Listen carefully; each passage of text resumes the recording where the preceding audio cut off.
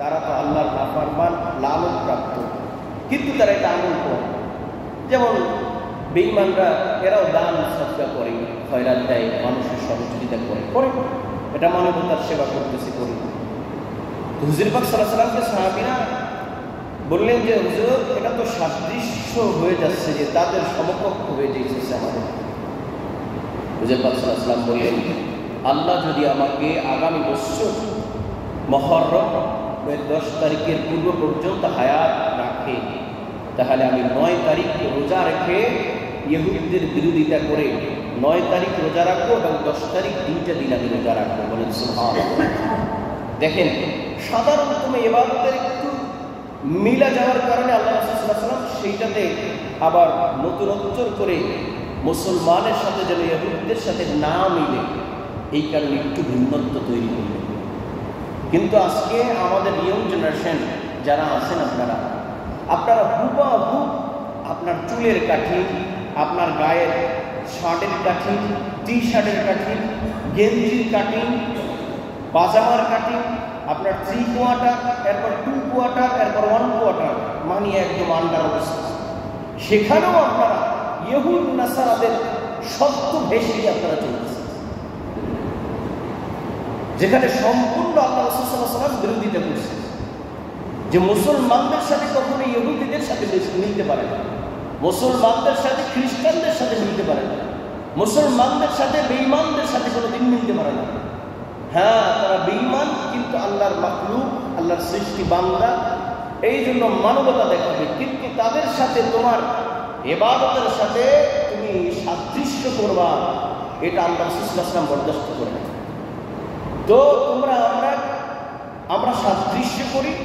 Argentina, Brazil, আরও কি রাষ্ট্র আছে, এটা একটু পপুলার, মানে এটা আমরা অতটা জানতাম না, কারণ তোমরা আমাদেরকে প্রচার করে দেখাইছো, পোস্টার লাগাইয়া বিভিন্ন কিছু দিয়া, এরপরে আমাদেরকে শিখাইছে। আমরা এগুলা আল্লাহর রহমতে এগুলা দেখার অভ্যস্ত নাই, অনেকে দেখে, এগুলা দেখার অভ্যস্ত, আল্লাহ হেফাজত করছে আলহামদুলিল্লাহ। তোমরা সেই সাদৃশ্য অনুপাতে পোশাক গায়ে পরো, এরপরে আনন্দ উল্লাস করো। তুমি একটা মুসলমানের সন্তান হিসেবে তোমার লজ্জা হওয়া উচিত, তোমার ঘৃণা হওয়া উচিত। এই নাফরমান, এই বেঈমান চূড়ান্ত পর্যায়ে, এরা বেঈমান। এই আর্জেন্টিনা, এরা ইসরায়েলের পক্ষে, তারা সপক্ষে তারা সাক্ষ্য দিয়েছে, মুসলমানদের বিপক্ষে তারা কঠোরভাবে সংসদ থেকে আইন ঘোষণা করছে। তোমরা তাদের পক্ষপাতী হয়ে, শুধু পক্ষপাতী তোমরা গায়ে পোশাক কইরা, বড় ব্যানার লাগাইয়া নিজের আর্জেন্টিনার সমর্থন, এই বিভিন্ন কি দল, ব্রাজিল আর যা আছে এভরিথিং পঞ্চায়েত, তোমরা ভালো জানো। এদেরকে তোমরা নিজেদের কি মডেল, নিজেদের দল, নিজেদের প্রিয় খেলোয়াড়, প্রিয় মডেল হিসেবে এমনভাবে তোমরা মানতেছ। খেলোয়াড়ের স্টাইলে চুল কাটতেছ, খেলোয়াড়ের স্টাইলের জার্সিটা তোমার গায়ে পড়তেছ, জার্সি বলে এই নাম্বার দেওয়া আছে, আবার এই নাম্বারটাও পর্যন্ত দেয়। তোমার লজ্জা হওয়া উচিত। সমস্ত নাস্তিকতার পোশাক তোমার গায়ে পড়ার আগে লজ্জা হওয়া উচিত যে তুমি মুসলমান। কি করে দাবি করো? ইয়ং জেনারেশনদেরকে আমি বেশি লক্ষ্য করে বলতেছি, কারণ তোমরা এই জাতির রাহবার, তোমরা এই সমাজ রক্ষণাবেক্ষণকারী, এই সমাজের দায়িত্ব ভার তোমাদের কিছুদিন পরে আসতেছে তোমাদের মাথায়। এই মুরব্বীরা এই সমাজ কত কষ্ট করে এই সমাজ প্রতিষ্ঠা করেছে, এত বড় সমাজ দায়িত্ব নিয়ে মাথায় নিয়ে কত কষ্ট করে এই সমাজ পরিচালনা করতেছে। এই সমাজের ভার তোমাদের মাঝে আসতেছে, কিন্তু তোমাদের মাঝেই যদি ইহুদ নাসারাদের জার্সি কইরা, চুলের কাটিং কইরা, বেনামাজি হইয়া সারা রাত তুমি ফজরের জামাতে একদিনও মুসলি হইতে পারলা না, কিন্তু রাত্র 2:30 3টা পর্যন্ত সিরিয়ালের খেলা দেখতেছ, আবার ফজরের মতো শয়তানের মতো উপর হইয়া তারপরে তুমি ঘুমাইতেছ। এই জাতিকে তুমি কিভাবে চালাবে?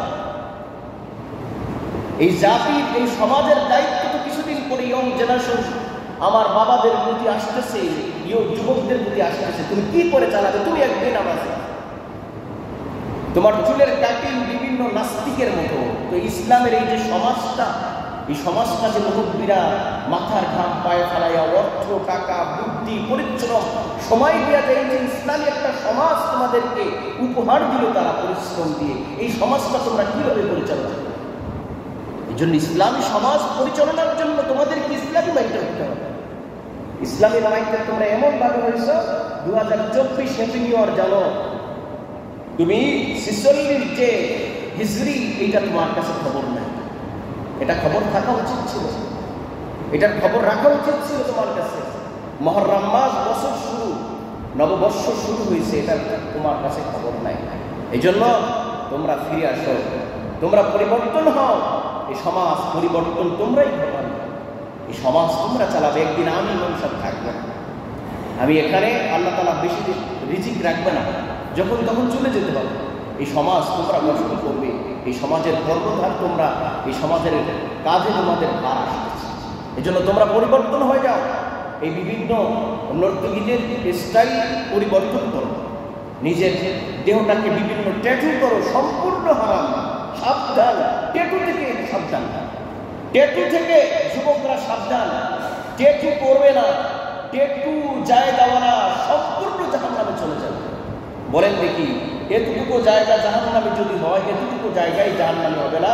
মুফাসসির কেরাম বলেছেন, এতটুকু জায়গা হারাম হওয়ার কারণে টোটাল বডি তার হারাম হয়ে জাহান্নামে চলবে। এই জন্য হারাম, আপনি একটা ফল ভক্ষণ করছেন, শুধু হারাম একটা ফল ভক্ষণ করার কারণে আপনার খাইছে কি, জিহ্বা খাইছে, খাইছে কিতে জিহ্বা দিয়া খায়, ঠোঁট দিয়া ধরে, দাঁত দিয়া চাবায়, জিহ্বা খায়। এই জন্য জিহ্বাটাই শুধু জাহান্নামে জ্বলে না, ওই পুরা দেহটাই জাহান্নামে জ্বলে। এই জন্য ট্যাটুর জায়গায় শুধু জাহান্নামে জ্বলবে না বলা হয়েছে, ট্যাটুর জায়গা জাহান্নামী। এই জন্য মুফাসসিরে কেরাম, মুহাদ্দিসে কেরাম এটাকে রিসার্চ করে বের করেছে যে শুধু ট্যাটুর জায়গা নয়, ট্যাটু করতেওয়ালা ব্যক্তিটাই জাহান্নামে জ্বলে। এই জন্য তোমার আর্জেন্টিনা, ব্রাজিল, এই বিভিন্ন খেলোয়াড়ের যে ট্যাটু তুমি করতেছো, তাদের সাদৃশ্য করতেছো, তোমার লজ্জা হওয়া উচিত। তুমি তোমার রসুলের সুন্নতি টুপিটা মাথায় দিতে পারো না, এইটা দিয়ে চলতে পারো। কুকুরের মতো 4-5টা কালারের চুল বানায় তুমি ঘুরো, তোমার লজ্জা হওয়া উচিত। তুমি একটা মুসলিম সমাজে বসবাস করে এই স্টাইল দিয়ে তুমি চলো। মুরব্বীরা তো কিছু বলে না, এখন বললেও তো সমাজ থেকে দোষ হয়ে যায়। সমাজের আপনারা কমিটি আছেন, সমাজের লোক আছেন, বেশ ভালো কথা। আপনারটা কি আমার ফোলাই খায় যে আমি আমার ফোলারে জানিয়ে জানিয়ে?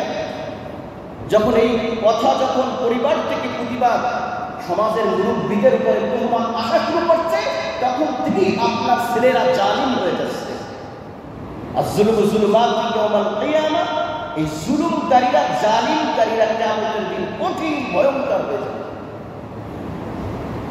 কেমন ভয়ঙ্কর হবে? যে আপনি নামাজি, আপনাকে ভয়ঙ্কর রূপ ধারণ তাকে করার কারণে আপনাকে জাহান্নামে নেবে। যে আমার বাবা সমাজে বাধা দিছে, তারপরে এই সমাজের যারা বাধা দিছে এদের বিরোধিতা করছে আমার বাবা, এই জন্য আমার বাবাকে জাহান্নামে নিয়ে দিয়েছে।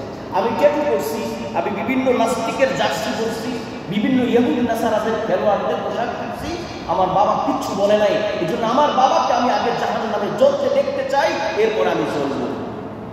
এখন আপনার আমার সিদ্ধান্ত, আপনারা কি করবেন? ভাই দোস্ত,